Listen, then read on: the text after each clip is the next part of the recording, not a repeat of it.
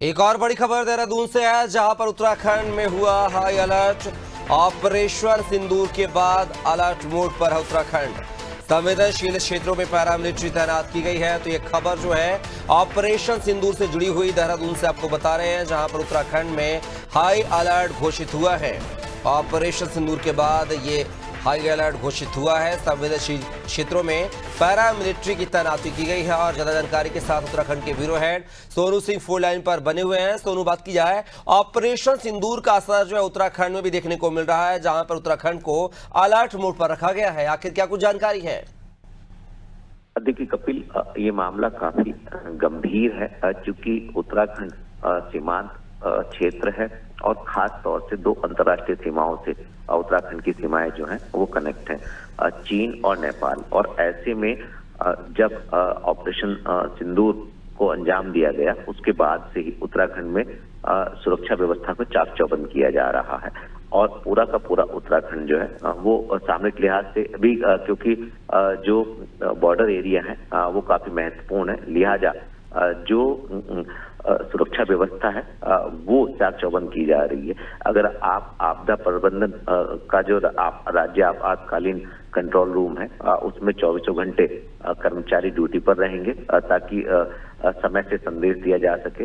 इसके साथ साथ इस चुनौतीपूर्ण हालात से निपटने के लिए जो यूपीसीएल है, उत्तराखंड पावर कॉर्पोरेशन, वो भी खास तौर से सभी चिकित्सालय, सभी रक्षा संस्थानों में जो विद्युत का बैकअप है उसको देने के लिए रणनीति तैयार कर रहा है। और इसके अलावा जो आप जानते हैं कपिल के उत्तराखंड में तकरीबन कई ऐसे विभागों के केंद्र सरकार के 50 से ज्यादा कार्यालय स्थित हैं जो काफी संवेदनशील है। जैसे आप उदाहरण के तौर पर आईएमए को ले सकते हैं, इंडियन मिलिट्री अकादमी का हेडक्वार्टर यहीं पर है।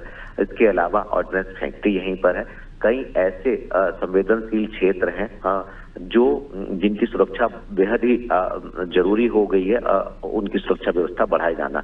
तो ऐसे में तकरीबन 15 पैरामिलिट्री की जो कंपनियां हैं वो मिल चुकी हैं, और इनके हवाले अब ऐसे जो संवेदनशील क्षेत्र हैं उनकी सुरक्षा व्यवस्था उन्हीं के जिम्मेदारी होगी। तो ऐसे में सिविल पुलिस, खुफिया तंत्र और आईबी के अलावा जो पैरामिलिट्री फोर्स है वो भी अब सुरक्षा व्यवस्था में कहीं ना कहीं अपनी पैनी नजर रखने वाली है। तो ऐसे में क्योंकि हाल ही में मुख्यमंत्री ने दिशा निर्देश दिए थे, और जितने भी संवेदनशील स्थान है राज्य और केंद्र सरकार की, इन सभी की सुरक्षा व्यवस्था चाक चौबंद, और खास तौर पर जो चारधाम यात्रा करने के लिए बाहरी क्षेत्रों से यहाँ श्रद्धालु पहुंच रहे हैं, उनकी सुरक्षा व्यवस्था भी जो है वो सुनिश्चित हो सके, इस पर सरकार फोकस कर रही है। और इसी को ध्यान में रखते हुए पुलिस प्रशासन ने उत्तराखंड में हाई अलर्ट जारी कर दिया, और लगातार जो है वो पुलिस फोर्सेज हैं और जो अन्य फोर्सेज हैं वो लगातार सुरक्षा व्यवस्था चाक चौबंद करने की कवायद में जुटी है।